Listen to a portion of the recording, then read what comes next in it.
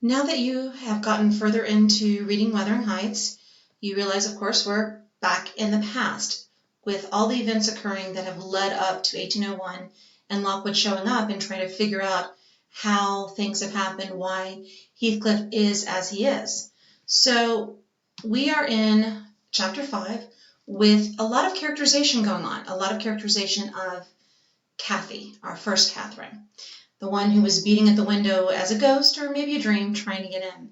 So Mrs. Earnshaw has already passed away shortly after Heathcliff joins the household.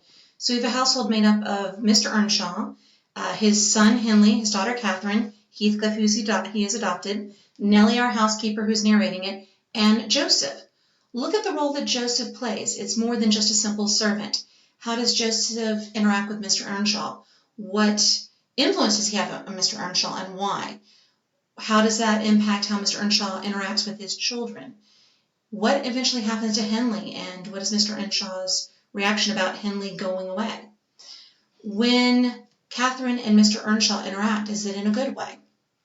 How does Nellie describe Catherine? When does she disapprove of Catherine, and when does she approve of Catherine? What does this show us about Nellie's value system? And again, how does she talk about Heathcliff? Eventually, at the end of the chapter, I don't think it's going to be a surprise from this picture, Mr. Earnshaw dies. And again, think about inversions of heaven and hell.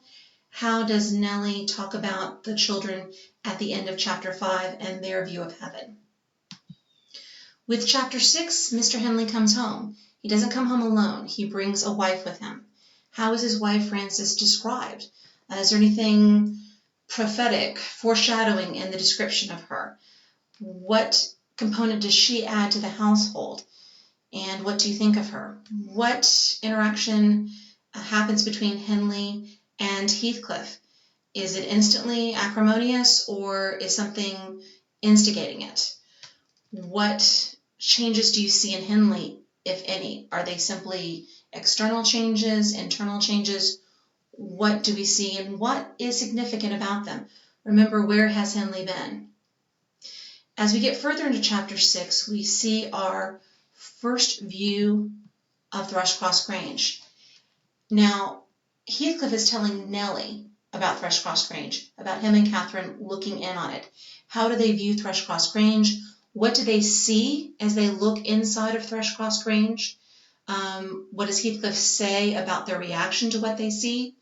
And what eventually happens when Catherine is attacked by the dog Skulker? And again, you can see from this image here, it's quite a vicious attack, quite violent. And how do the Lintons treat Catherine after the dog is pulled off? How do they treat Heathcliff? Are these different treatments? Who goes inside the house and who remains outside of the house? And what does that signify? What comes of the business that occurs from this? What day of the week does this occur on? This might be significant.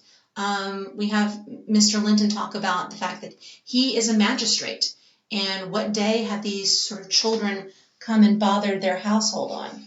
How do they describe Heathcliff when they talk about him? Do they even really talk to Heathcliff? How does Isabella, one of the two Linton children, how does she talk about Heathcliff? So again, we have the Thrushcross Grange household, we have our young Edgar Linton and our young Isabella Linton, who are a little bit younger, around the age of Catherine, a little younger than Heathcliff. And they're all children, but they all act the same way. Do you think this will change how Catherine interacts with other people? Remember, at the end of this chapter, she is not at Wuthering Heights. Where is she? And is that significant?